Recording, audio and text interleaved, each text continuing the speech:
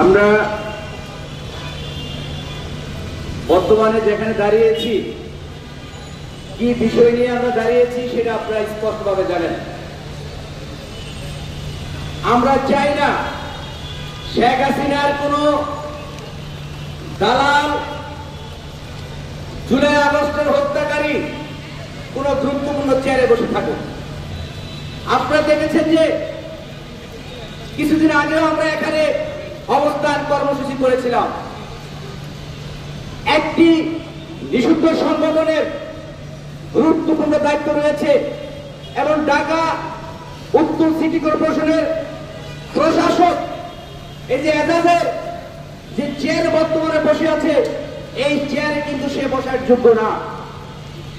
কারণ একজন খুনি, একজন চাঁদাবাজি, একজন টেন্ডারবাজি, একজন হত্যাকারী কখনো প্রশাসনিক সেক্টরে গুরুত্বপূর্ণ দায়িত্ব বসে থাকতে পারে না।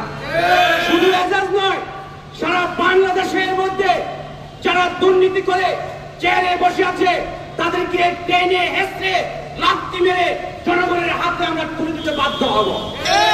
তাই আমরা বলতে চাই, এই জুলাই আগস্টে ৩,০০০-এর অধিক শহীদ হয়েছে এই সমস্ত দুর্নীতিবাদ, স্বৈরাচারের উত্তরসূরি, লালিত পালিত ছেলে সন্তানরা ওই গুরুত্বপূর্ণ চেয়ারে বসে থাকতে পারে না।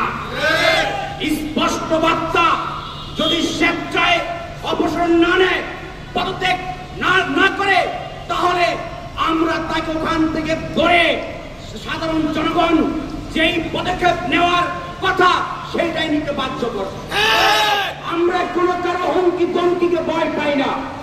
আপনারা জানেন ৩৬ দিনের মাথায় ১৭ বছরের দানব স্বৈরাচারকে আমরা পাছায় লাথি মেরে রাতের আধারে পালিয়ে যেতে বাধ্য করেছি।